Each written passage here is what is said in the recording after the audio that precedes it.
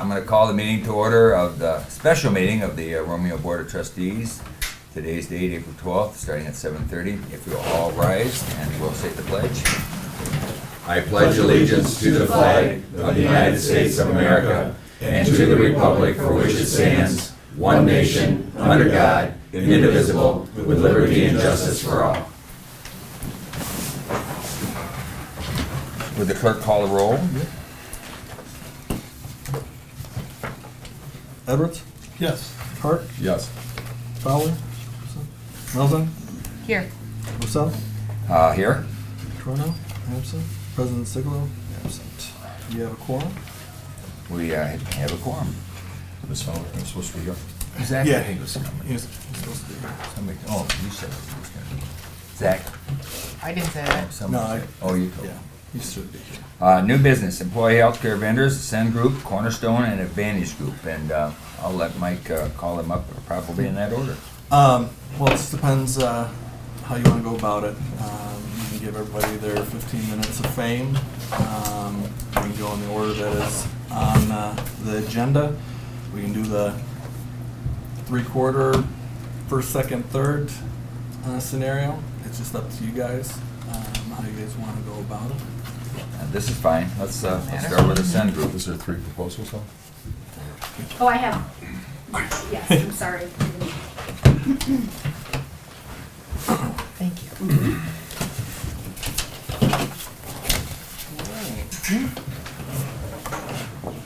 Go ahead.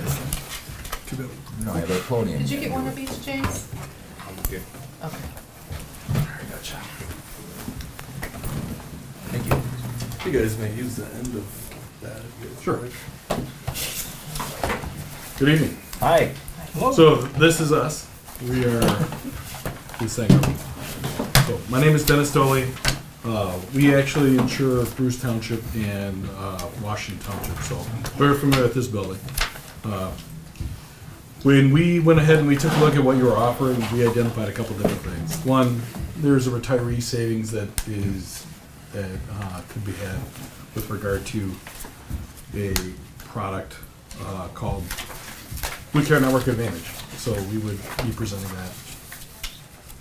Then I looked at it being about a $3,000 savings per month, approximately. We also looked at the oncoming renewal. The oncoming renewal is going to be about a 19% increase. So in our presentation through our tool, we went ahead and looked at that. So the oncoming renewal increase, page 5 or 6.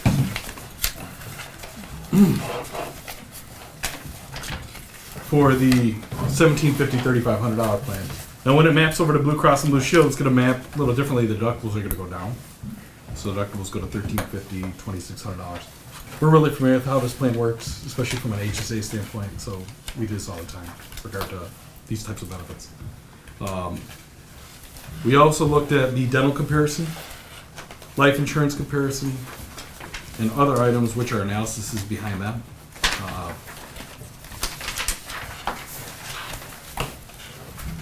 We were able to save you about a $64.67 per month savings on the Delta Dental piece.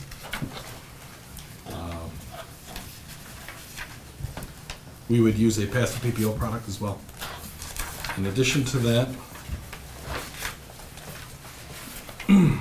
for the life insurance, I don't know what the rates are because we weren't provided that. But the rate that we quoted for our life insurance rate was 29 cents and 2 cents ADD. So 31 cents combined. We are a web-based company. So when we put together your benefits for your employees, they have access to their own personal website. So they can go online, grab forms, grab items off of Blue Cross and Blue Shield. They also have a health tool advisor where they can go ahead and look for consumer-driven pieces. So if they wanted to shop out their prescriptions within a 50, 100-mile radius, they could do that. Print coupons, get emails, things of that nature. So it's all built into the website, along with some other ACA compliance, so Affordable Health Care Act and things of that nature. I know Mike spoke with two of our references, being Bruce and Washington. That's about what we have for you. So How long have you insured those other two municipalities?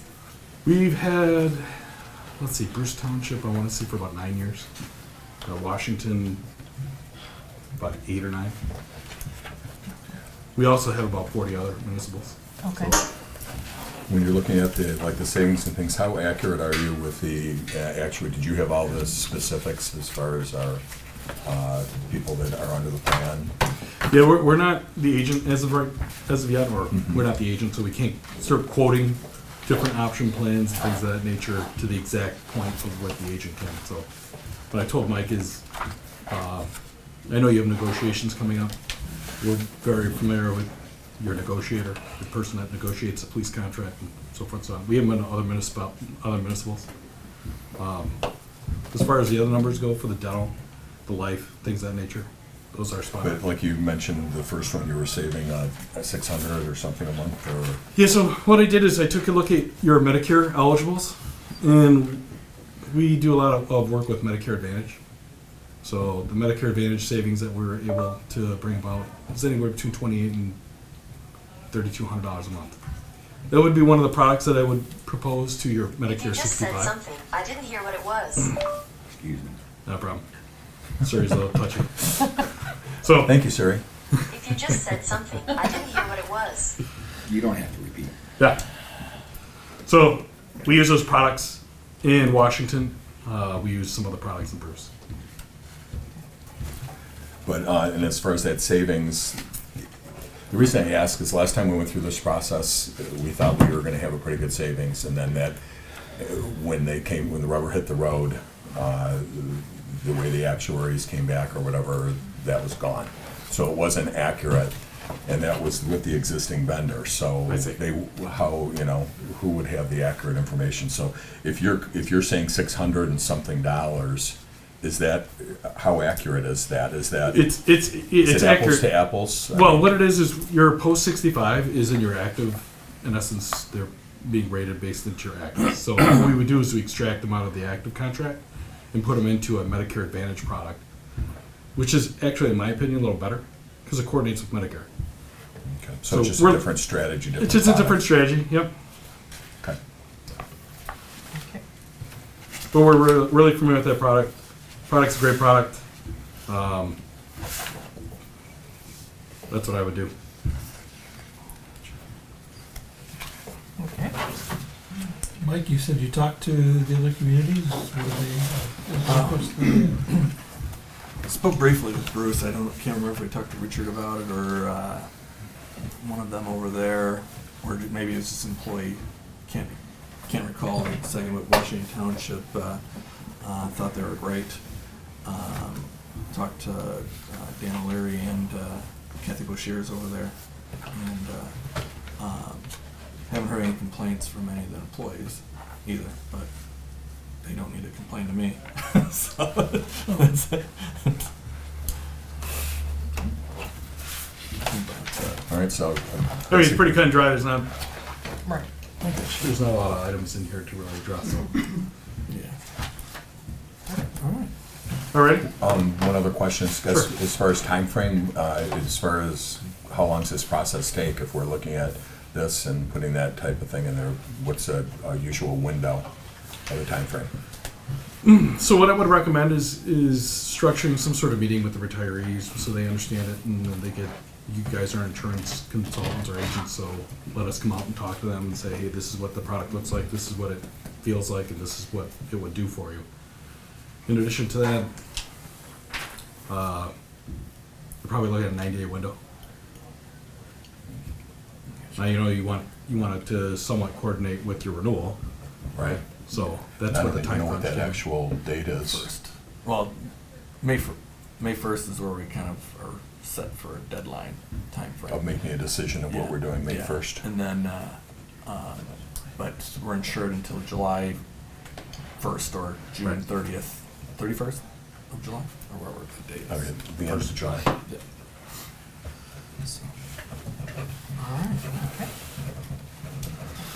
Any Anything other else? questions at all? And you're Hey, Dennis? I'm Dennis. Dennis I can tell you more about Ascend Group if you'd like to know Doug Swiss back there. more about that. I mean, we have 9 employees. We're local. You've got 8 minutes. Talk a little bit more about the computer Web-based items. Yeah, especially with the use for the employees that you showed me. Yeah, so what we do is we put all their benefits online. So it's password protected, username, email protected, whatnot. So they go online, they could look at if they needed to make a form change or something like that. They're not going to HR. They actually have all those items in their site, their own personal site. If there's information that you need to distribute, usually we do that through that. What it'll do is it'll queue up a reminder for the employee. So every month they'll get, or every day they'll get a reminder saying, hey, you have something in your email, you gotta check this, they'll read through this and da-da-da.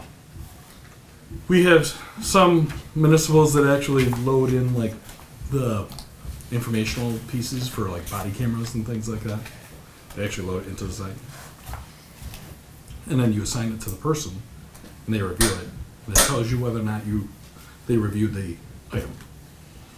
So it's pretty helpful to distribute information. So all that information, plus all the Blue Cross information, claims forms, things of that nature, anything insurance related, they could work directly from the site. Call anybody at our office and say, what do I do with this? How do I do this? They could also take their EOBs. Maybe they had a question, they paid a doctor, paid them a little too much. Once they found out they got the EOB, they swiped their card at the vendor, and they said, hey, I overpaid by $100.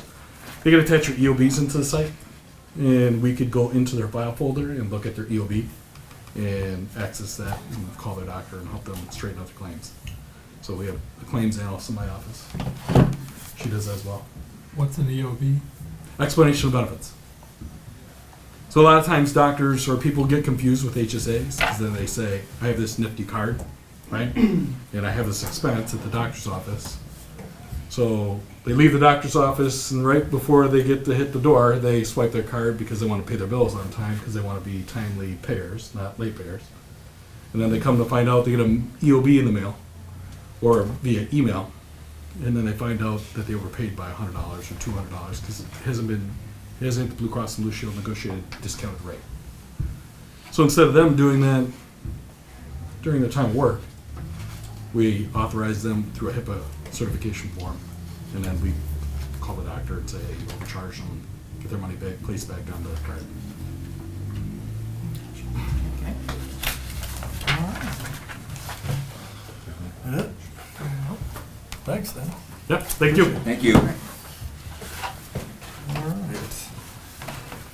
Mr. Pro Tem, who's up next? Cornerstone. Busy tonight.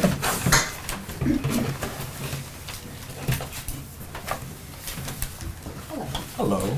Good evening. Thanks for coming. Thank you for having us. This is our packet here, and we're going to be looking at the document on the right side, which is a PowerPoint presentation. I promise we're not going to review every slide, but we will use this as a jumping off point. So I'll wait for a second for everyone to get that out.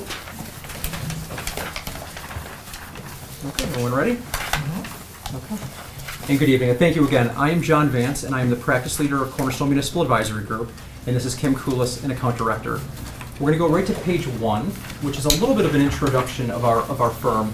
We've been in business for about 14 years. We work exclusively with public sector clients in Michigan. We have about 37 clients in Michigan, all public sector, the vast majority of which are municipal. We probably have about 32 municipalities, and that's full consulting, meaning everything, medical, drug, dental, vision, life, disability, full consulting clients. Everyone in our firm, from president all the way through assistants, works exclusively on municipality and public sector. The reason that's key is that we live and breathe your problems, your issues, the nuances, because we all know that this is a much more complicated sector and type of healthcare than a private sector case. Frankly, it's just much more intricate. Collective bargaining, pre-Medicare retirees, Medicare retirees, it's a different animal. So that is something that we chose to be our sole focus about 14 years ago. On slide 3, I'm actually going to skip this. It's a little bit about distinguishing services, some areas where we kind of focus, but I want to get past that a little bit and focus a little bit on slide 4. Slide 4 is a high-level snapshot of some of our clients, the logos. A few Macomb County clients. We have the cities of Fraser, Shelby Township, Sterling Heights. We have clients as large as Wayne County, City of Flint, Dearborn, Royal Oak, as small as the Charter Township of East China. We have the city of Bloomfield Hills, some smaller clients. So we kind of are all in that mixture depending on the group. So we were asked here today to give an overview of your benefit plan and just a synopsis of what your medical program entails is you currently offer your Simply Blue 1750 with an HSA to your actives and your Medicare retirees. You also have coverage for your Medicare retirees, which John is going to talk about in detail in a few minutes with some ideas. But at renewal, as you know, the plan is not being renewed with Blue Cross, so they're forcing you to choose another plan. It's important to know that Blue Cross offers 28 standard medical and prescription drug plans to groups of your size that are fully insured. So those 28 plans are accessible by every consultant, regardless of the size of agency, whether you're large or small. We all have access to the same plans and the same costs for each program. Cornerstone is a platinum agency with Blue Cross Blue Shield, so that differentiates us a little bit from the perspective that we get a higher level of service and attention from Blue Cross. So when there are issues with our clients, we usually get generally a little bit more attention and faster turnaround time from the Blues. We've been asked, well, we provided 2 alternate plan proposals for you today in this information. Certainly we have access to the other 26 plans that Blue Cross offers. And if we got to know you better and we understood your goals and your strategic plan was, we certainly could quote any variety of those 28 plans and the results would be the same, those costs, as any of the other agencies that you look at today. And first of all, pardon me for sitting down, my knee was spasming a little bit. I didn't want to hit the deck. Apologies. On page 6, because what Kim is saying, that since Blue Cross offers, it's important to note that every agent, regardless of size, whether you're the biggest firm in the state or you have 1 employee, we all have access by state law, the same plans at the same prices.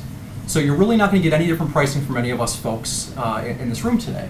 And frankly, we all have access to the same plans and programs. So what are some differentiators? And Kim mentioned one with us being a platinum agent where we get higher level of attention and service from Blue Cross. Another one is on page 6.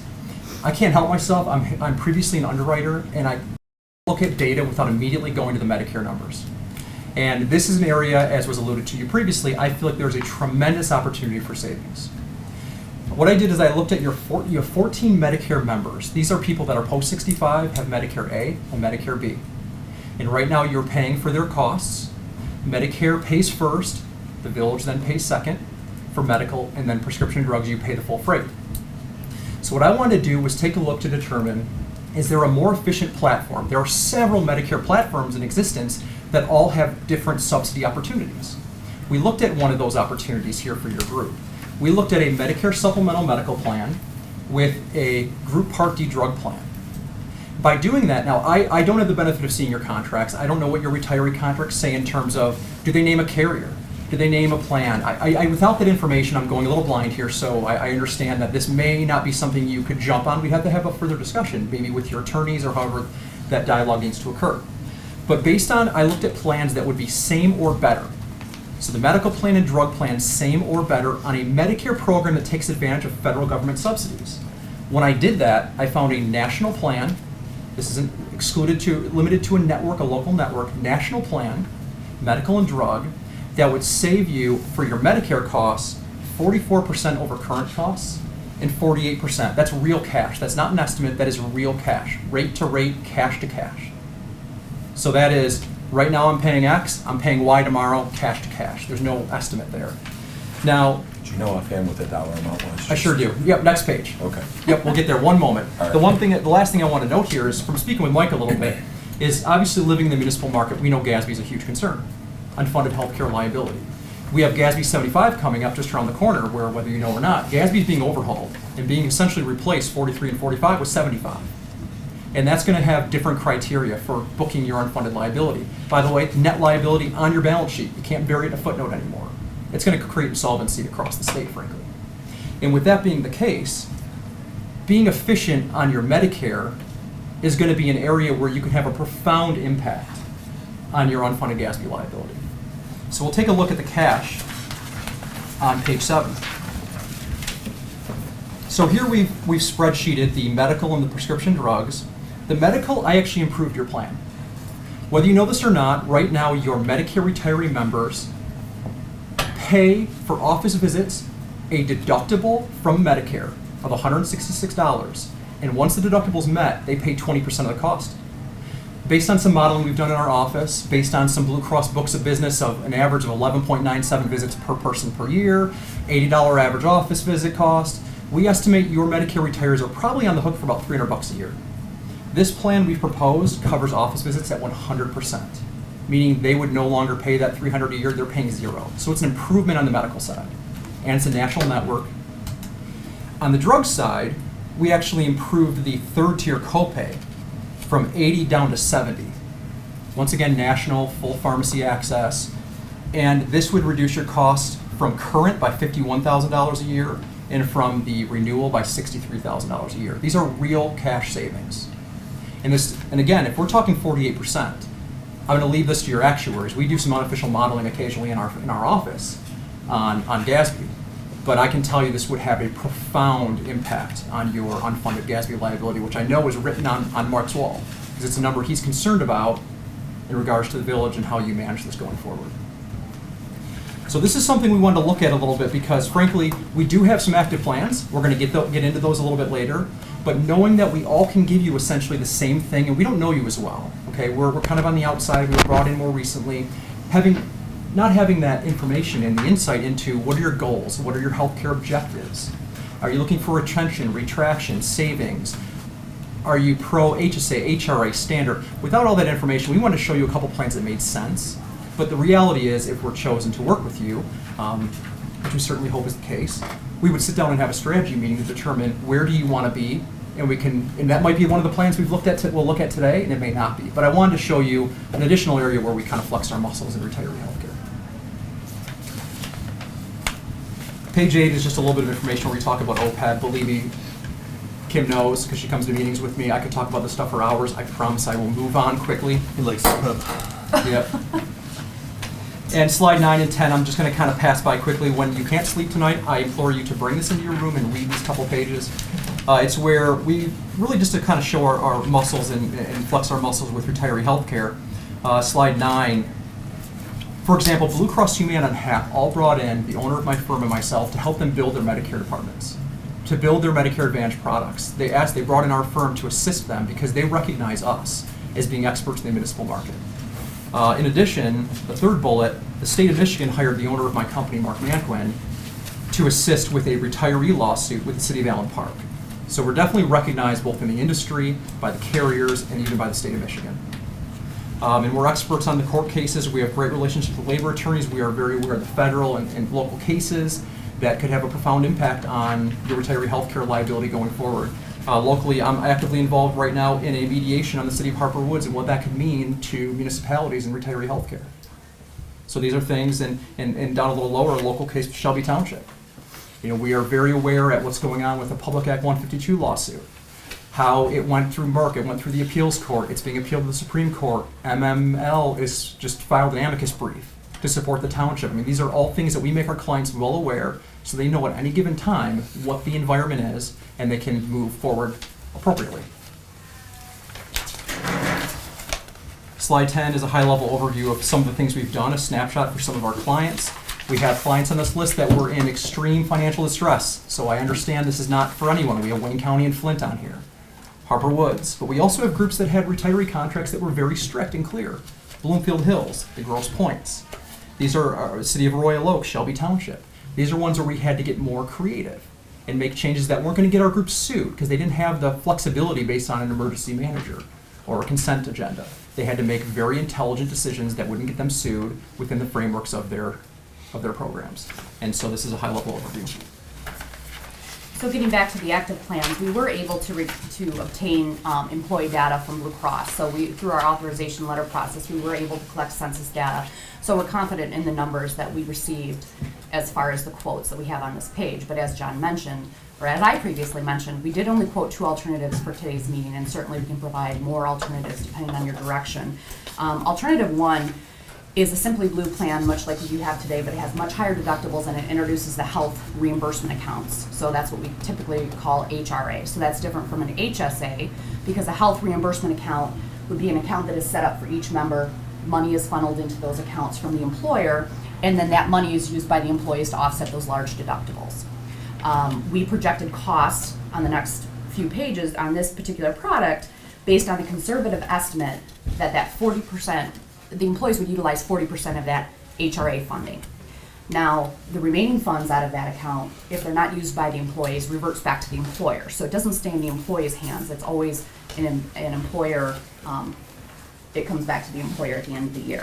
This particular plan would be an 8.4% increase over current. So that's less than what the renewal that Blue Cross is delivering, of course, that's at about 14.5, if you choose that plan. Now, where there's a variable component to that is when you look at a plan like an HRA, a health reimbursement account, your liability is the full reimbursement. Blue Cross says you have to reimburse up to this for everyone, but you're not going to reimburse that whole amount. So you do have a max liability. What your actual costs are, it's going to be a projection on utilization, and that's blind. So we took a look at what would 100% liability be? Not going to happen, very improbable, but regardless, we wanted to show. What would a 40% be? And more likely, probably a 25%. So we're illustrating a 40% utilization. But if it were 25%, for example, it would be about a 3% increase over current. So just to know that that is a little bit of a moving target on an HRA based on an estimate of utilization.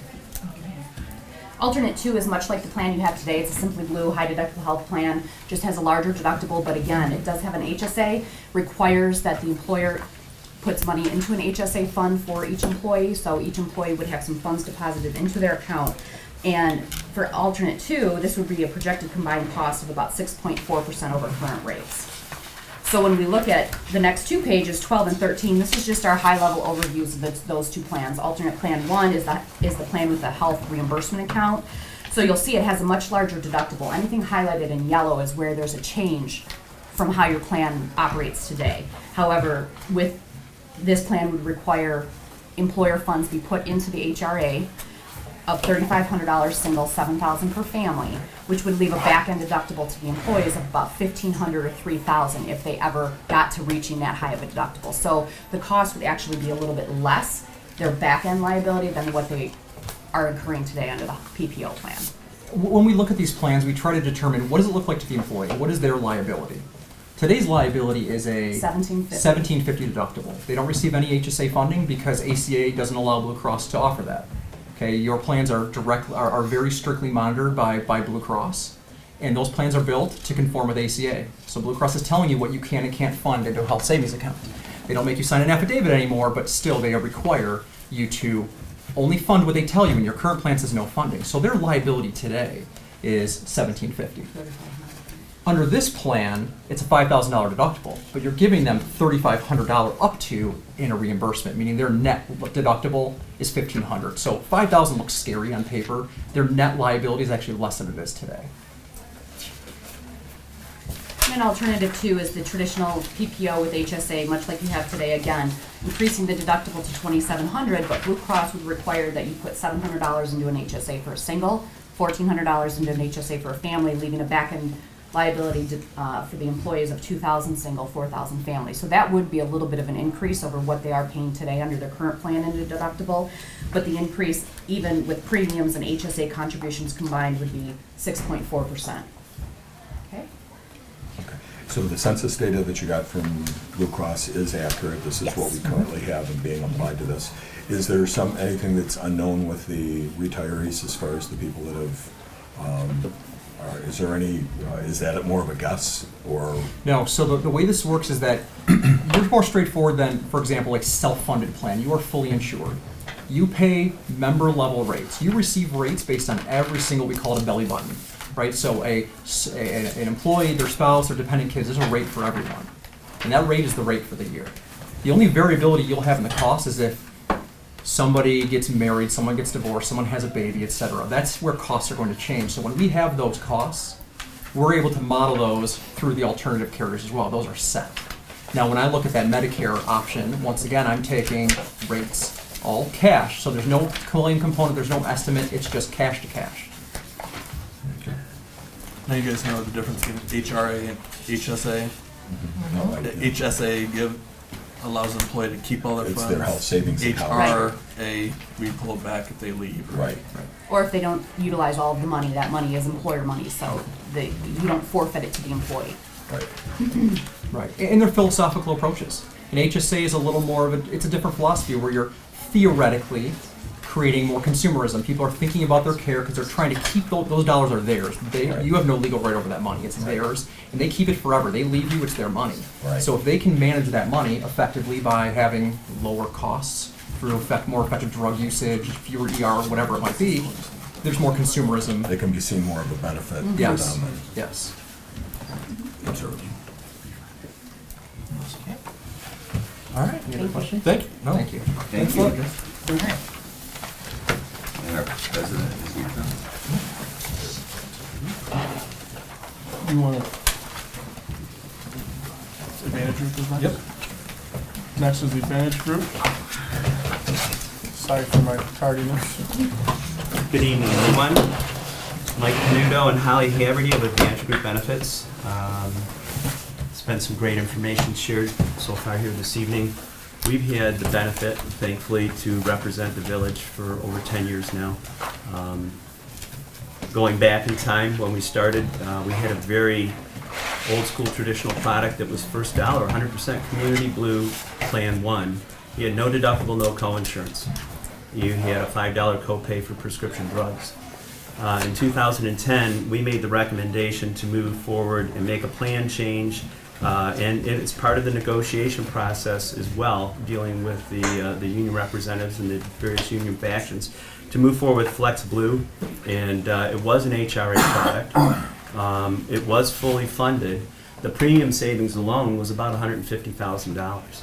It was outstanding. It was a step in the right direction. Unfortunately, moving forward, the cost of that product and the funding of it forced us to take a look in another direction. In 2013, that's where we decided it was best to move forward with the HSA platform that we currently have. An HRA, health reimbursement account, is exactly as has been mentioned. The key there is the funds that go into that account that you're funding are controlled by the municipality or the village. The end result is if an employee leaves, those funds don't leave with the employee. With funding in HSA, if the employee happens to leave, they have control over those dollars, and those dollars migrate forward. If you take a look at the information we've got here, opening the front page, starting out, we're going to basically address two approaches to your renewal this year. Our two other individuals presenting tonight have made reference to carving out the Medicare eligible subscribers to your group and moving forward with that as the approach. In the years past that we've worked with the group, we've brought this up as consideration. It hasn't been something that has been pursued because that was not the direction the village wanted to move. I think it's a creative approach. Unfortunately, what we're focusing on here is looking at the group as it stands currently. So we do have a more intimate knowledge based on what has been provided to us as our marching orders in the past, so we did not address a Medicare supplemental approach. That being said, option number one is going to be looking at a variation of the Simply Blue HSA product. This is the 2700 product. We'll get into details here in a moment, but the end result is your increase this year is 15%. It's not 19, it's not 14.5, it's 15%. Okay? And the end result is this represents the opportunity for each segment of the group to move forward with a 0% rate increase, which is significant. The second option we're going to take a look at that we'll address is a Simply Blue HRA platform, and we're going to be not using the village's funding as was done previously. What we're recommending is a two-card system in which the individual subscriber would provide both cards at the point of service. We're using a higher deductible out-of-pocket maximum plan design to drive the premiums down, and then by using the second card, or gap coverage, it provides for the ability to wrap up to a lower out-of-pocket expense. A couple other things that we'd like to take and make reference to is quite simply by taking the pediatric dental, carving that out of the current Blue Cross Blue Shield platform, and moving that, well, it's already built in with the Delta Dental. That represents some savings. A couple other things that you may want to consider that we've talked about with Mike in our meetings is you may want to maintain the current offering and pass on part or all that increase. And then another suggestion that hasn't been brought up tonight is taking into consideration those that are considering opting out of coverage, if they're going to consider to opt out of coverage, to provide them a greater incentive to do so. Okay, and that translates into dollar savings. All right, so if we flip over to the next page, you see the summary. This takes all the various departments into consideration. And at the very top, you see where it says SB 2700. As was mentioned earlier, we have no control over the rates. Those are provided to any agents, assuming the census information is the same. The rates that everybody provides will be the same. So that being said, if we took a look at where we're migrating to based on being ACA compliant, it represents a 15% increase. And consequently, this Simply Blue 2700 option would represent a flat increase. And as you can see towards the bottom of the page, highlighted in green, this is using the Simply Blue HRA product and matching that up with the gap insurance. And the end result is that does represent about a 10% increase over where we're at currently. It does provide for a lower out-of-pocket responsibility. What page are you on? That was I don't see anything highlighted in green on the next page. That's the Second page. second page.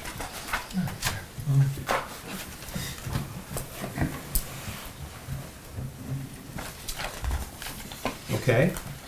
Again, the Simply Blue HSA 2700. Currently, our out-of-pocket maximum between deductible and co-insurance, $1,750, $3,500 for a couple or family. This would have an out-of-pocket medical exposure of $2,700 for a single, $5,400 for a couple or family. So there is going to be a little bit of a difference insofar as what the subscriber's pocketbook would feel, but the end result is it eliminates that 15% increase. Okay, and then as we mentioned, if you refer to the other option that we're talking about, the HRA 4000. This is a more traditional approach. You have a fixed office visit copay, unlike the HSA of $30 for a single. And the end result is your out-of-pocket medical expense after the gap coverage is limited to $2,350 for a single, $4,700 for a couple or family. So again, there's a slight increase as far as their out-of-pocket exposure is concerned, but the bottom line is it's less than where we're renewing it. So, in addition to that, there's a couple other comments that were made about ancillary services that are being provided. I brought some samples. This is a sample of an employee benefit kit that we're proposing for employees. We also have, and will provide the village at the very back of the book, the last tab. We've partnered with a company called Zywave and are providing the ability to offer a platform, much as was alluded to earlier, where we can do electronic enrollment. Employees have the ability to access all their information. They can go and actually use their smartphone to look up a physician or a facility that's participating. It's been extremely well received with our clients. And then from the HR standpoint, we've got MyWave, which would be very helpful for Mike. But just going through there very briefly, that last tab, we go through and we work side by side and create a very robust platform with regard to how you want this to be presented to employees and the design capabilities. There's a number of reporting benefits that are extremely helpful and user-friendly. And like I say, we've had a lot of success with our groups in implementing this. And then towards the back, there's some information as far as the MyWave component and the things that are available and provided. As far as the Medicare supplement or moving in that direction, again, we did not address that as it was something that has not been on the table in the past. It does provide for savings, and if you would like, we'd be more than happy to provide that information for you as well. Does anyone have any questions at this point? Right. I guess I would suggest you might want to present something like that so that we're comparing Yeah. apples to apples. You might want to send it to Mike so he can disperse it among us. Sure. I guess I'd like to see something like that Okay. so that we're, like I say, we're comparing apples to apples. Well, and we are, because like all three vendors have said, they have the same pricing of everything throughout the board. Right. So really what you're doing is picking the group to actually go with, Right. the vendor. And one thing I would ask, as far as, I think both of you were talking about Blue Cross, but United Healthcare and total, you have access to those same companies, so. We all do. The three vendors that we did speak, each of us, I think, spoke about it, is that it's tough to get an outside vendor out of, am I saying this, I'm sorry, I'm using up. Sorry, you got 5 minutes still. This is Oh, great. well, just, Or whatever. Is that it's hard to quote with our retirees on there. I think correct. We everybody did, is in an agreement with there's a that. lot of information. Each tab in there is segmenting each one of the various components of the village's coverage for the various groups. And we did look at every conceivable vendor that's in the marketplace. There were companies that actually declined to quote. Some of the vendors that are in there that you'll see, as Mike alluded to, they did not want to address the retiree segment. They would look at the active, but they wouldn't look at the retirees. So all that information is in there. It's not just Blue Cross Blue Shield, Blue Care Network. There's United Healthcare, Priority Health. There's a number of companies. Right. So I do appreciate the opportunity to come back with the information regarding the Medicare supplement. I think it's a wonderful idea. Like I say, we've addressed it in the past, and it hasn't come to fruition, but it will provide some additional rate relief. Okay. Anybody? Okay. All right. Thank you very much. Thanks for your time. So we got some information to review on that. I'll have send over the Medicare supplement information. Did you want to give anybody a 2-minute rebuttal after the fact, or are you guys all right with? No, they all did a very good job. Yeah, thanks for coming in. Time. Thank you. All right, guys. Everybody, thank you so much. Appreciate it. Moving on to old business, Myers Sewer water request. Now, Zach found me a place it on here, and Zach's I not know here. Zach's not here. And really, this request, as everybody knows, should be coming from who? Washington. But there's multiple carts that have to go in front of the horse in regards to the request, but you don't want the horse pushing along the cart. They want to know expenses that would be attributed to us hooking up their sewer and water. So we're getting the same kind of scenario as what we would be in Armada for their request. We haven't, with numbers that I reviewed and looked at, the big concern was that our amount of water that we might be allocating to them in a certain amount of time. We don't want to go over our peak. What, sewer? No, water. We're Water. going water first. Water because Isn't that if we- Detroit water? Detroit water. Okay. So if it goes over that peak limit, we get tabbed with a $25,000 bill on top penalty. So that was the first thing we needed to make sure that we were in flux with the amount of water that we can. And it looks like we're good there. Yeah, and that's an annual, they come to us annually on that, don't they? But they pick a day, pick a time, they don't know when. But each year, we agree to what our usage is gonna be and what our peaks are gonna, do they do that annually? 'Cause they- No, 3 years. 3 years? I think it's a 3-year Okay. contract. Okay. But they have an opener in there.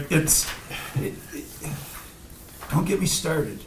They quote you the rate, and then they encourage the municipalities to save water. Right. makes sense, it's all good, but then the more money you save, then it costs them more to push less water through the pipe, so they raise your rate because you're not using as much Right. water. And they've got an opener in there, and I want to say that is periodic. Off the top of my head, I don't know if it's every year, but it's not it's not the same as the renewal date of the contract. So if the contract's 3 years, that comes up every 18 months or every year, but they look at that Because periodically. we'll have an opportunity to speak to them again, as this is gonna be 2 or 3 years out anyway. They're looking at 2019. I don't know. So, I don't know exactly. All I'm saying is, we can negotiate based on where we're currently at, and if we're closer in that kind of a scenario, we would be able to negotiate based on that additional usage, Yeah. correct? And we can even negotiate with them on what the consequences would be if they caused us. My question would be, would a representative from Detroit Water come out and help us, for lack of a better term, in determining that information, knowing that if we were to put that, I think so. I can't speak for it used to be the Detroit Water Board. It's the Great Lakes Consortium now, I think, that operates it. But they want users, and so I would think that they would be interested in looking at the rates, looking at the consumption, and saying, here's what's likely to happen. I would think they would welcome that, but I don't know that. But it would For some make reason, I sense. think we're getting 350,000 gallons a day usage, allowable usage. I could check that, but we have the substantial amount left. Shouldn't be any problem. But water shouldn't be a problem, but then there's always that no opener. That's why I have to always collect all the fire runs and different fires throughout the village, because if they flagged us on a peak time, I can then show them the document saying we had a fire and please do not give us a $25,000 fine. Who submitted this? Who's this "we"? Because We. I'd like to find out who, I don't know who typed this. It has no signature, it has no Oh, sorry, that was my. letterhead, it has no, I don't know who the "we" is. in this. Lyle Wynn, Of- Myers. Their Meyer contract. Okay. Or the- Is this pulled from, like, an Did he email or submit a something? Yeah, formal? that was all it was. I just didn't, you know how it gets. Right, you just Okay. copied the verbiage The exact just to convey the verbiage, information. This is nothing official. They just give us an idea of what. Yeah, they the gave us parameters what are. they were needed. Now, how we bill normally is the amount of water we drink, the amount of water that comes out. So we always compare, that's how we bill for our water usage throughout the village. Detroit as well. Yeah. Yeah. But that's where you enter into that 425 agreement. Mhm. You can set a mill rate onto that agreement and then bill them like everybody else. That's kind of how we were kind of looking at with Armada, but instead they did the flat fee with it. Or you could do exactly the same as before, but that's where the request from them, Myers would like to know what their costs associated to getting water and sewer would be to it, so. The little bit that I know about, and I'm not sure, but, Washington's putting in their sewer. I'm not sure that they really want to come all the way up to 32. They might be happy, they want Meyer to come in, I'm sure, and they want that to move ahead. And if we're able to provide sewer and the water for a long-term period, then I think that's beneficial that we look forward to doing this. I think initially when they were talking, we were kind of like an ace in the hole, if you will, that if we were going to promise that we could provide it, but then with the intent that if this other wastewater comes through, then we would have just allowed them to keep moving forward, and then they would have hooked up with Washington and kind of kept us out of there. And if that's the case, I don't really want to go there, but if, I'm thinking that. Well, that's where that interim, we didn't like the verbiage of That's it's just gonna exactly be right. an interim agreement. No, Right. we're not gonna fix your car and then. Right, we're offered to fix it in case you can't get it fixed someplace else, so you Yeah. can move ahead. But I think that might be the case, Let me and I interrupt. think. Are we pretty much all in agreement on that? Of what? That we don't want to be a stopgap? Interim, yes. Yeah. Yeah. Okay. So, if That's right. if Washington isn't coming up to 32, then I think there is a good opportunity that we could put together an agreement. And if we do put together something, if even a millage in that, we can share with, Washington can benefit, we can put the whole thing on the table and then see who gets what, because we could be charging that, they can get some of those proceeds, and we can put something together that makes sense for everybody. So I think it can be something, but it probably just a meeting or two will be able to know if that is, and now that you actually have Meyer wanting to come in and take that property rather than the property going up for sale, now there's something tangible on the table, and I Well, think at we this should. point, from what I understand, they just want some close numbers so they can compare what it's gonna cost for Washington Township, for them to go through Washington Township Water and Sewer, or to hook onto Romeo. If that's the case, Washington can just nix this whole deal. They can just say, well, you can't have this, and you are gonna, if you want sewer, it's gonna be our sewer. The key is gonna be whether Washington wants to come up to 32, and I don't think that necessarily is their, if they gave us part of that, you know, they might develop still beyond 31, but I don't think they wanna come all the way to 32 right now.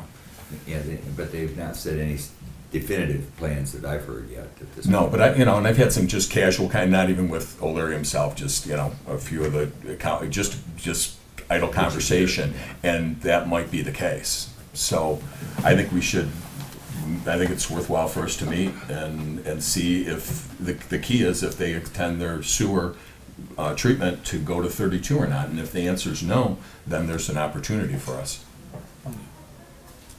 But even if long range they did, we would have a long-term A contract. 30-year would be, I think, Exactly. what the normal 425. So 30 I to would- 50, that's. Right. And by then, I think there'll be other sewer coming up, I don't know. I've heard 10 years put out there, You and I will and be maybe a little more. So it doesn't. Yeah. But at least it's I know I long-term. will. But it's long-term, and. Yes, long-term, I agree. I would still go on with the program if we had that kind of I would be for that. All right, so. But what they're looking for is trying to set a mill rate associated with the type of cost that would be associated with it. And I think that would be with us, the question is, let's sit down with Washington, get that answer, whether they would entertain and not be going to 32. If the answer is yes, they would like to maybe not do that, then we go to B, and we would actually talk about the mill rate with Washington, I would think, because part of that deal would be them getting part of that. So, No. yeah, you can share, we would collect the mill, but we can share with the municipalities. Why would we The want to? taxes. Well, if we wanted 5 and let's say we made it 7 because they wanted 2, I mean, it's just an option. I have no idea, whatever. Because they're gonna be collecting their own mill rates on that property. In addition to what we Well, charge. not, I don't know. Depends on what the now- 425 contains. Right, So right. I think it's all. I did a memo for the planning commission that gives the basic structure of how the 425 works. Maybe that could be in the council's package for That- Monday you nights. You guys got in the last packet. We have the narrative, right? Is that what you mean? The- That you Did presented? they get the one that I submitted to the planning commission? Yeah. Okay. Yep.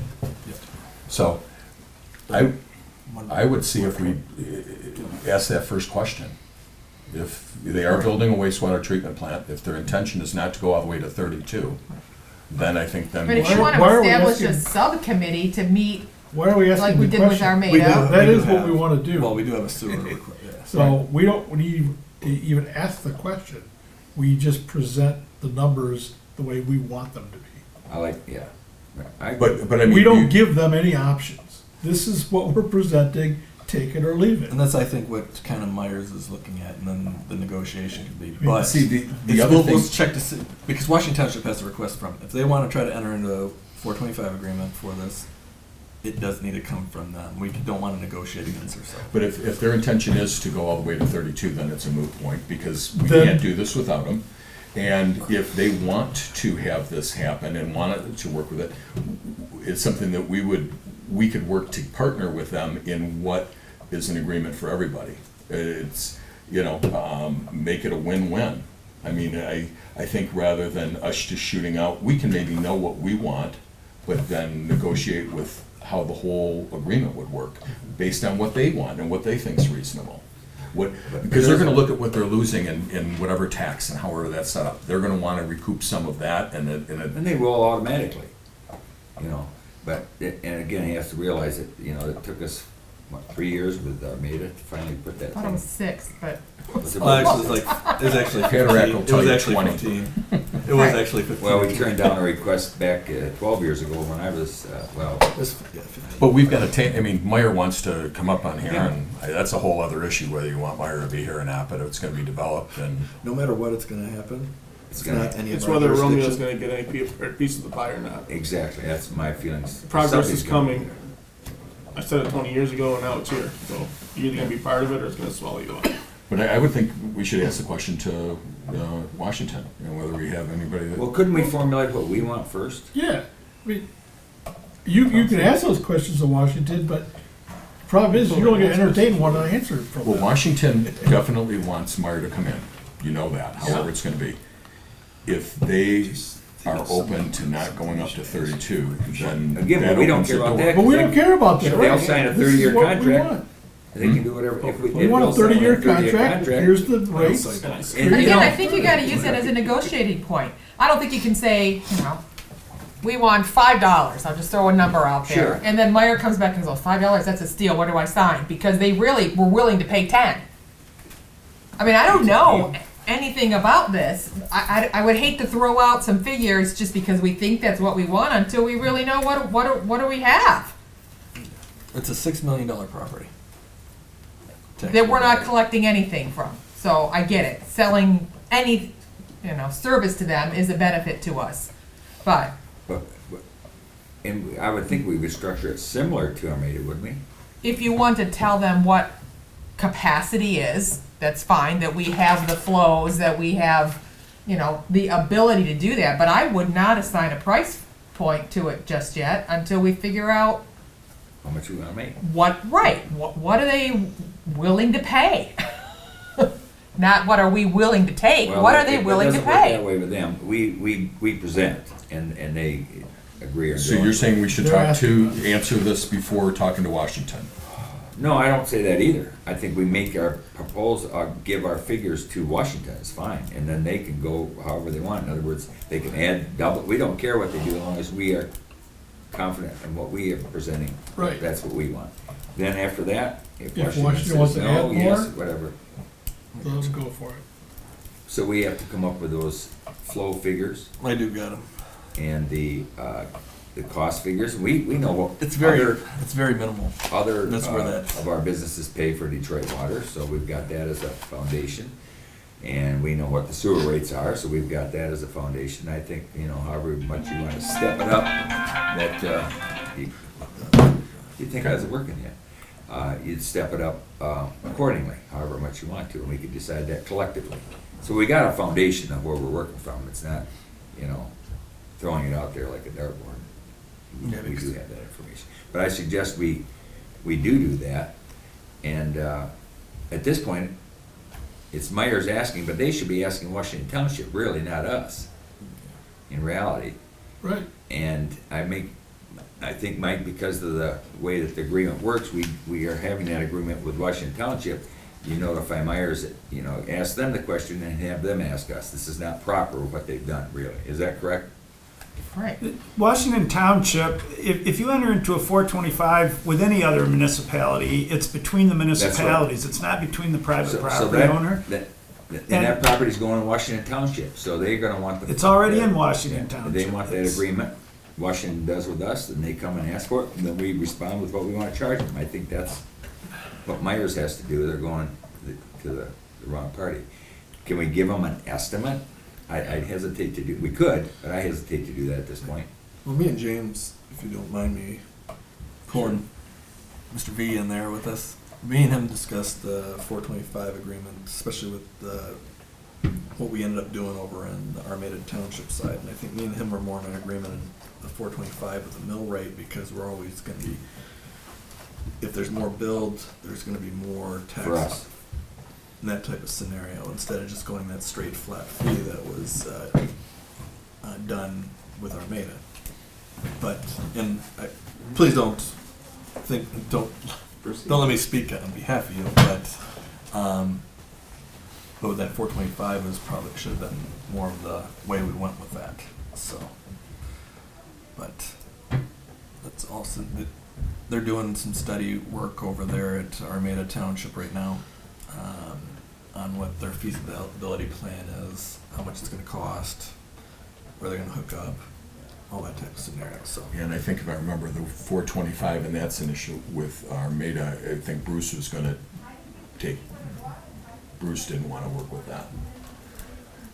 So, then they were gonna annex the area, and then they were gonna supply it as part of their Yeah. Bruce. That's what Bruce I was know, gonna I do. know. So that's why we That's got what- to where we got. I mean, there was a reason. Bruce can do anything they want, contractually, they couldn't do that. Yeah. No, if they took, if, They can say what they want. no, if they took Armada as part of their township, Oh, they'd have to annex it. that's what they were going to do. But those people would have been smart just to annex in with us. You know, it would Yeah. save them money. So, yeah, It was that's just, history. it was a ploy, so. So basically, we're saying we want this to come from Washington Township, not from Meyer. Yes. It has to. All right. I'll inform them that tomorrow morning. Have them request Washington and Washington request us. I think we've said that all along, haven't we? Yes. Always nice to reiterate, Mr. President. Moving on. Sir, you have the floor. All right, thank you very much. You may want to take a 30-second breather. I'm going Yeah. to throw the projector up if that's okay. And the front folks you may have to move yourself a little bit. At least Mike will, or else I'll blind him. Don't look directly into the light. That's right. Don't cross the Ghostbuster streams and don't look at the light.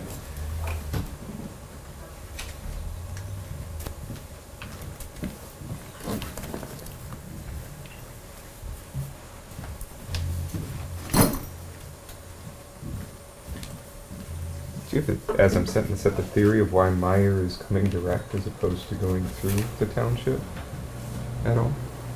What was the question? I'm sorry. A theory on why Meyer has decided to come direct instead of go through? I think they're just trying to get their personal opinion. I don't have any. Working around? I think they're just trying to get some No, I numbers don't- together to see if it's even, their bean counters, it's even feasible to Yeah, I put a don't store think they there. were trying to supersede Washington at this point. Everybody said, okay, do you want to hit a light, or I can see if I can do one of the lights, or.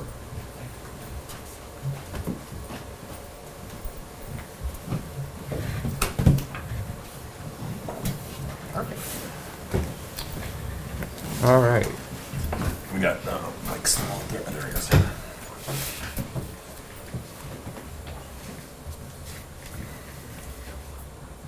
All right, I'll go ahead and get started. I've met most of you, but not all of you. I'm James Vitrano. I'm sure you've seen my name around and had discussions about me, with me, around me. I wouldn't mind starting with, if there's any questions, please stop me in the middle of wherever I am, and we're a small room here, we can address them. My goal this evening is basically to say, you have entered into a contract with me to provide a certain number of hours for the community. The service that I was to provide isn't really well defined, but I've taken this first part of my hours and tried to do a high-level assessment. I appreciate most of you having the colored sheet that I provided for your last meeting, which is basically hopefully a reference for you going forward, not just the work that I'm doing, but maybe where your contracts stand just generally, so you have that information in one place. But going through those, I found 3 areas that I hope to provide some help to the village over the next few hours, or over the next hours that I have left. Having said that, I'm at your disposal. If you want me to do something else, if Mike finds value in something else and the board agrees, I'm open to any direction. I just don't want to come up to a bunch of hours that I'm sending bills for and everybody says, what did he do and where's the value in what he did? What I've identified is potentially 3 priorities to focus on. And I've got a couple handouts that I'll give when we turn the lights back on from the presentation. In doing my colored spreadsheet, I've identified professional service contracts, labor contracts, and multi-year budget tool, which is probably evident to you guys, maybe even before you brought me in from the SEMCOG report, but from doing the colored sheet, that's where I think I could spend some hours and help. So far, I've done work on each of these three for the village. I've drafted your summary of your service contracts and their status. I've also done an analysis of your accounts payable to see how you're spending your dollars in the community. I've reviewed all of your labor contracts, and I've developed a comp or a comparable with other villages for your police contract. And I've developed a multi-budget year tool. Well, I've developed a flexible Excel-based tool that I'll show you this evening that can be used to develop a multi-year budget tool. So those are the three things that I've focused the time that I've spent so far with the community. I've also answered minor administrative requests, one for the Bruce Township Fire Department agreement that I came right in the middle of. I've connected the village with one of the vendors that was presenting this evening. And I've helped, or I've begun doing some preliminary research to answer a question Mike had on the Brownsfield fund balance. Let's go through the three priorities that I had suggested. The first is this professional service contract. So you currently don't have any service agreements, to my knowledge, with any of your professional service providers. You have an agreement with me, and that is very proper. You've went through the terms for how your contract with me. You've reviewed the insurance that I should have. Your city attorney, I will do that. And you guys can kick me.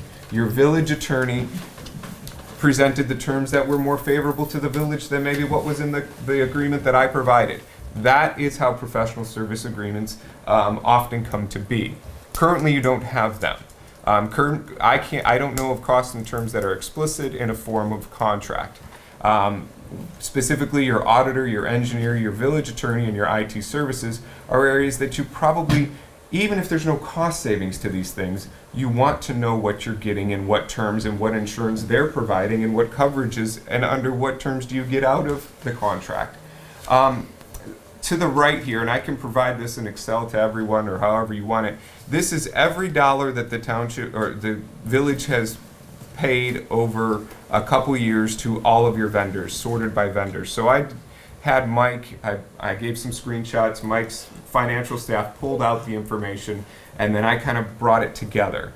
You spend a lot of money on payroll, a lot of money on Blue Cross Blue Shield. Blue Cross Blue Shield is the top blue one up there. Probably doesn't surprise anyone. Your third biggest expense is your Romeo Fire Department, Bruce Romeo Fire Department contract.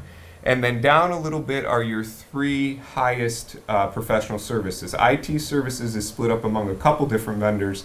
It may make sense to bring them together at some point, but they're further down the list because it's not a single vendor. But you're at about 100, what is that? Right around $100,000 on professional services. So that's a place where I think if you can standardize that vendor selection, not only would you have the contracts to go back to, but you may also find folks that are willing to offer the service at a price that you do or don't like. But at least you get the information. For instance, your healthcare vendors that came in today.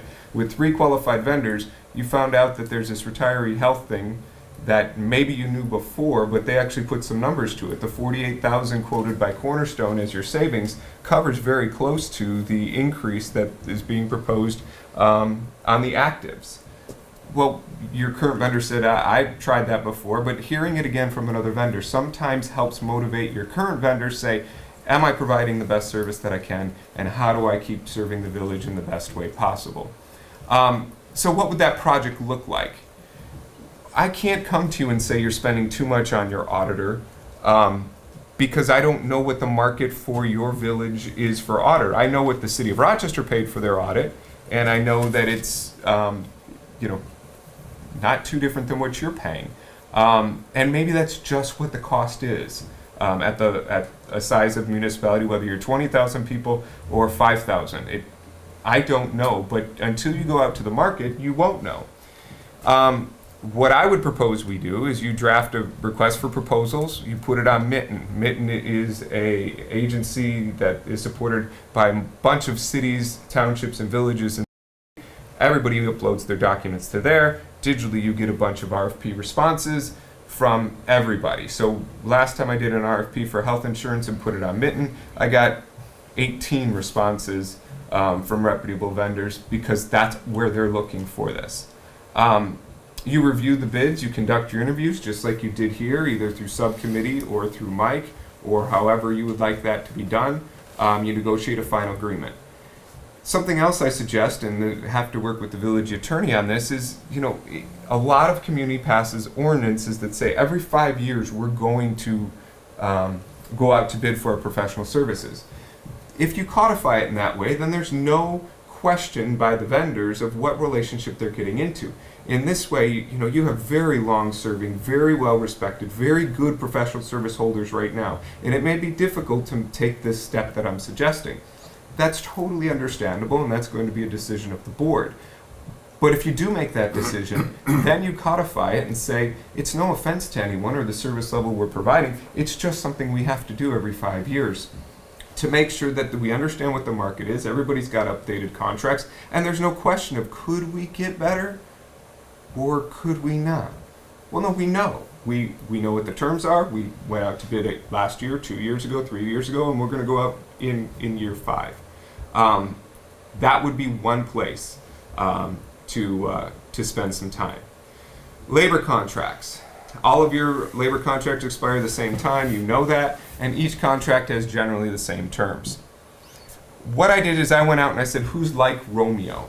And there's a calculation that I use, and to the right on this slide is the deviation from Romeo. To the left are the communities that I found when I ran some analysis that came closest. So to the right, the closer the numbers are to 1, the more like they are Romeo.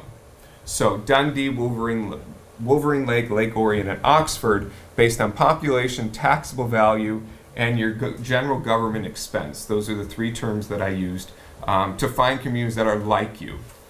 Because I can't judge your labor agreements unless I know what comp communities are like. This has got look at the beautiful blue color there. I'm in chest. This would be a confidential labor negotiation document. But I wanted to show you what I've set up so far, and we'll provide it to Mike and the board. On the left, I've got Romeo Police. It's hard to, maybe I can go There. A or B? Camera 1, camera. So Romeo Police, Oxford Police, Lake Orion Police, Wolverine Lake Police, and underneath I have a note about Dundee's Police. And I have the term of their contract. On the top, I've got hours of work, wages, longevity pay, pension, wage increase upcoming, shift premium, holidays, and it goes on about 12 or 20 more columns. Whatever terms are in the contracts. Underneath, look, you can kind of see the green circle there. I've started to identify, okay, Wolverine Lake, they do something interesting in that circle.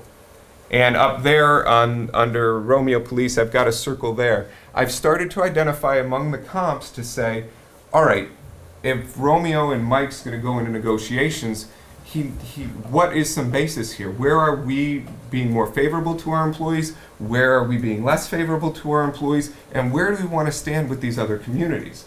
I want to make clear this is not a compensation study. A compensation study would actually look at what are the communities your employees are most likely to leave to go to. That's not what this is. This is a comparison between like communities and what their employees are receiving through contract. Extremely important in police. You guys have had very amicable police negotiations, it's my understanding, in the past, which is phenomenal. But at the end of the day, they have binding arbitration available to them. And the first thing the binding arbitrator is going to do is to ask for this document from both sides. And then they will split the baby in the middle and they will get an average of all that. Well, if you know that's the ultimate end that the state has us locked into, then you might as well start with that and go into each of your contracts understanding where you are with your comparables. So I think you need to do that for every contract. Obviously, you facilitate meetings with the trustees, develop pre-bargaining goals. Because once you have that, you can say, we're really not providing our employees the best benefit. Look at what these other communities are here. Or we're really overselling ourselves and providing a benefit exceptional here. The third piece, multi-budget tool. So you consider an annual budget, you do it each year, you pass it, you project the next 16 to 12 months, depends on when you start working on your budget. That's required by statute. Your software that you have is old. It's called BSNA. It's not ideal, but there's not a lot of packaged software out there that is ideal for a community of your size. Frankly, a community of less than 20,000 people. I've yet to find a package that's flexible enough for those small communities, because you want to get to the line item level. You know, most of these packages somehow are designed for well, if we design it for the biggest, then the smallest surely can use it. Well, you just need Excel, in my opinion, in terms of figuring out how your budgets are rolling. So what we did, or what I did, is I again gave an export to Mike. Mike exported the data through his financial folks, and I recreated your general ledger. So the green is your revenue, the blue is your expense. On top there is your revenue, 12, 13, 14, 15, 16. Your actual as of the time of the export, and your actual to budget on the far right hand side. I'm going to try one more time. We'll go all the way there. Close. Now, under that, so those open up, each of those green and blue cells open up underneath your general revenue, your village council budget, each of your departments, accounting, clerk, treasurer, building, personnel, etc. Each of those departments open up to the line item, the GL number, the far left number, for each item under that. So for village, or over that, for village council, to the general ledger number, we now can see it in Excel. And we can now do anything we want with it. We can project it 1 year, we can project it 5 years based on the 5 prior, we can use inflationary numbers. Whatever we want to do, we have absolutely no limits in what Excel can provide us as far as a tool. This is where you can start to find the trends that will be exclamation points in the future, or opportunities today. So I know SEMCOG provided you some really interesting information that said, if you cut by X, or if you budget X% in the future, you can reduce your expenses.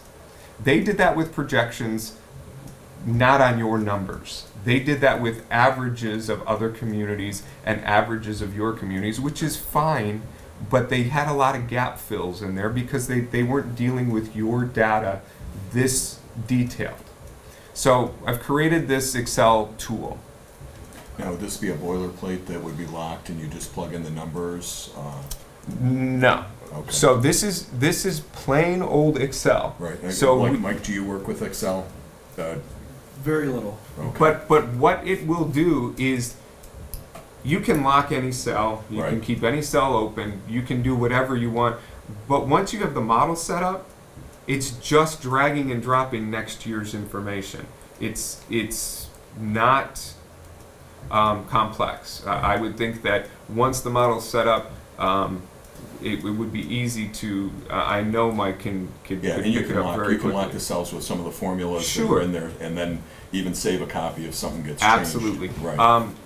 This tool that has been developed, I've used this same tool in 3 other municipalities, and you save it every day as a new file, just in case you messed it up the day before, and you have your locked version. So it's not, it's been a time-tested way for smaller communities to effectively see what's coming.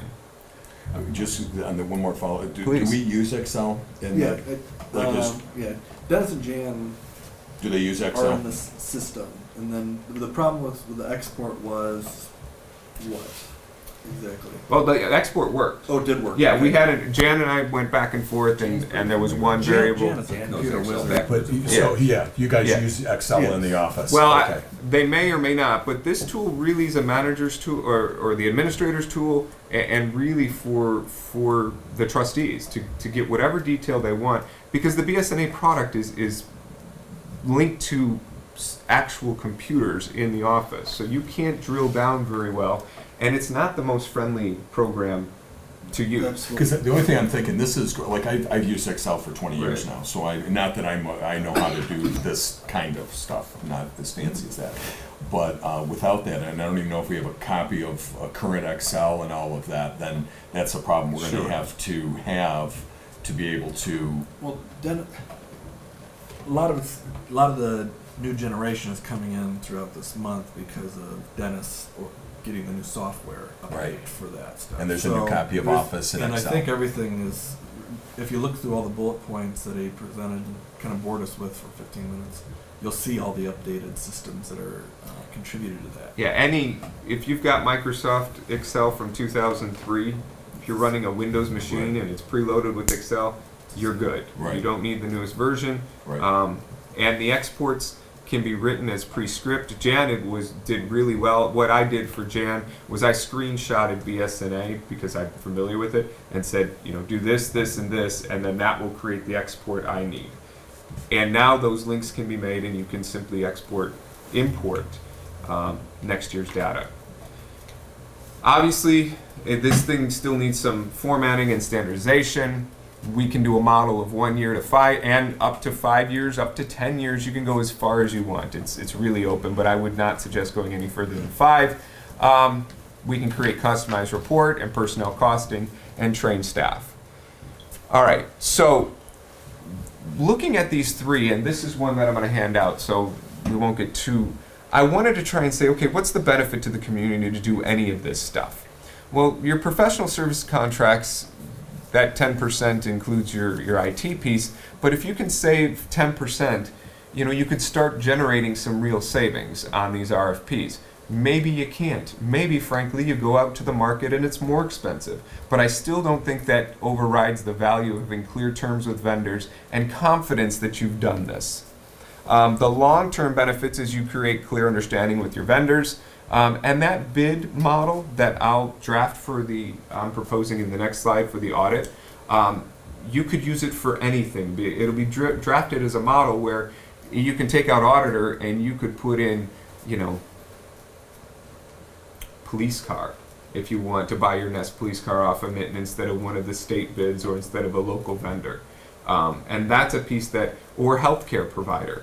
And you just have to put the one page in that says, and here's how we currently have it, and here's what we want from you. But the standard boilerplate of here's how we want things from our vendors so that we can do analysis on it, and they all come to us in the same format. There's a little bit of value to that, or a lot of value. So labor contracts, your short-term benefits, it's totally dependent on your policy directions. But doing that comp, you can become competitive with your peers and confident again in what you're offering your employees. If addressed, I think your long-term, you'll see in the analysis, your long-term defined benefit liabilities, your pension and healthcare liabilities is a place that you may want to focus on during this negotiation.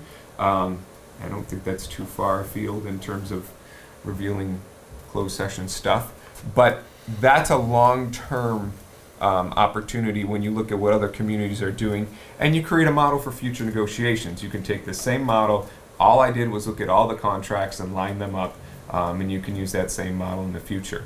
Your multi-year budget tool, I think I've hit that one pretty hard, but I do want to really stress that it's using your data, not some average of a bunch of other communities, which is very effective in terms of getting it done fast, but maybe not accurate.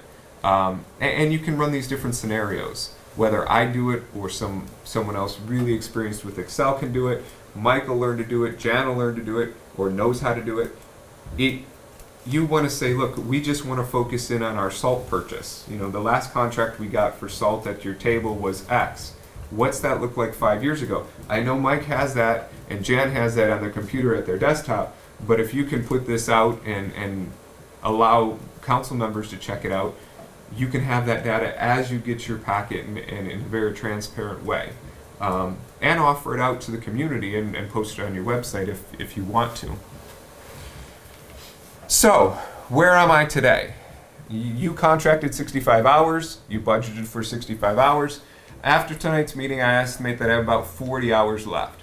So everything that you've seen done before, your colored sheet, the attendance at the meeting, and all of the progress made on those 3 projects, that was about 15 hours of work.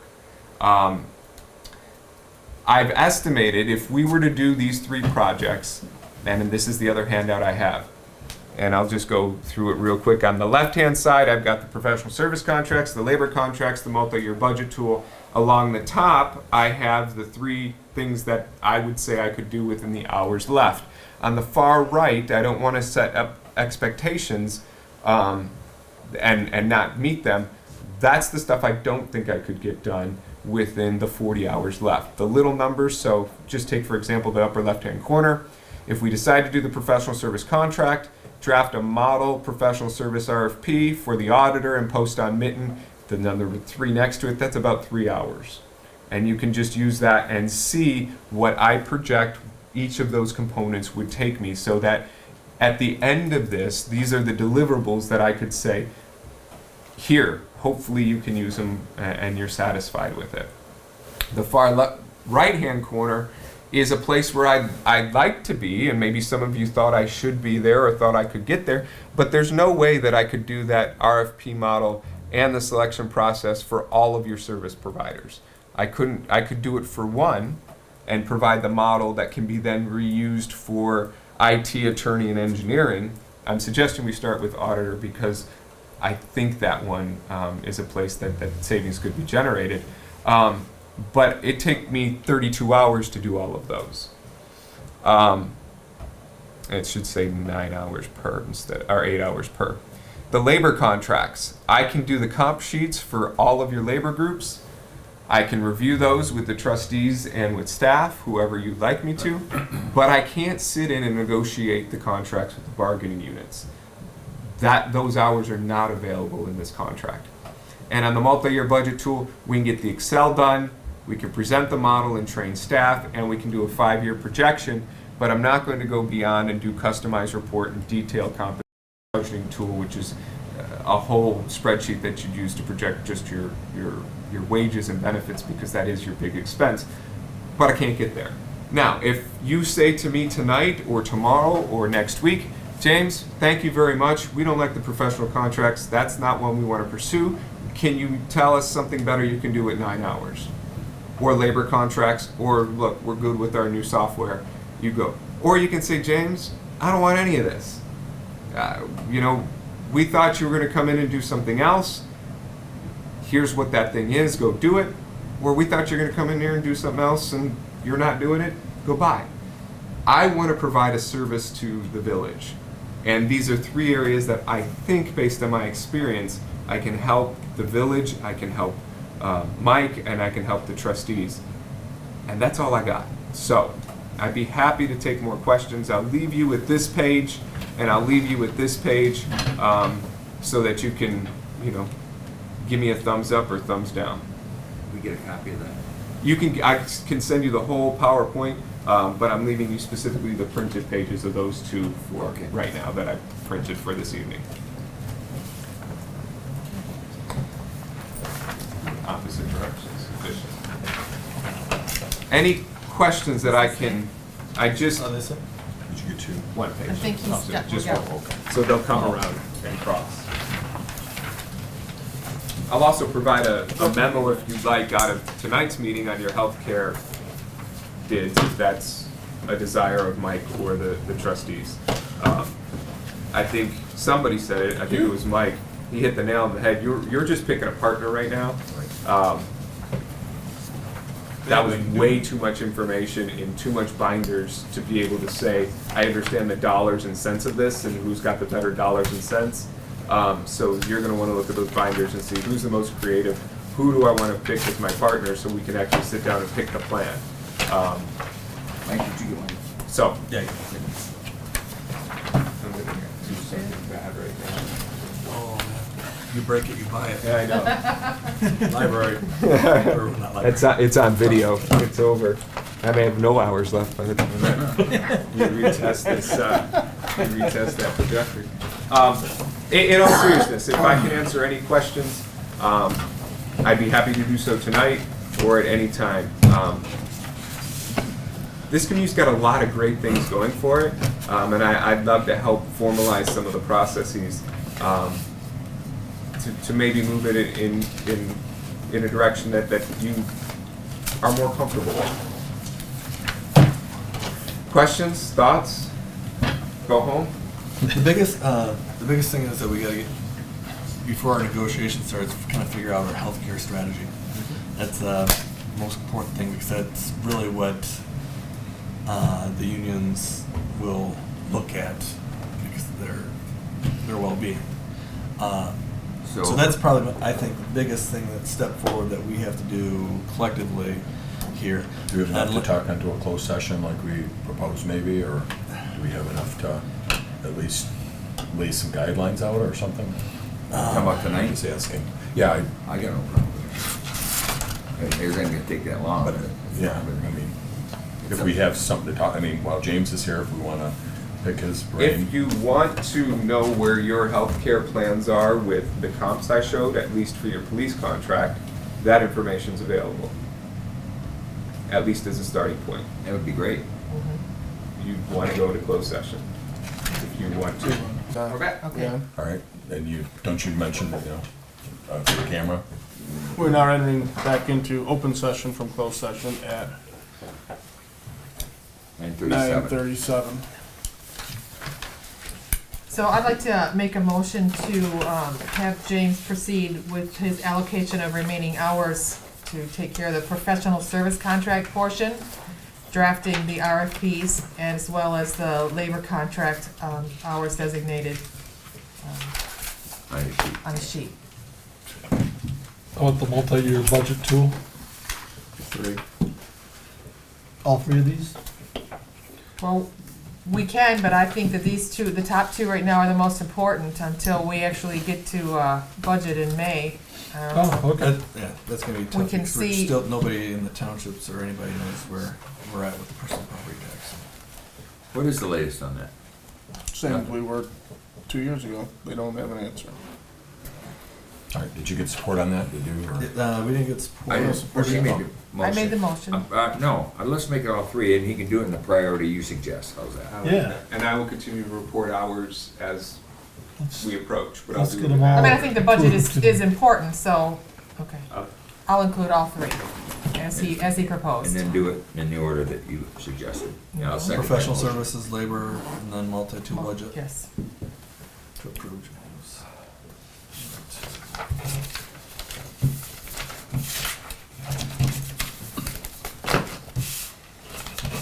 And then what are we going to do on this? We're going to talk about this at the next meeting. Yeah, we're gonna have the. You must get it done.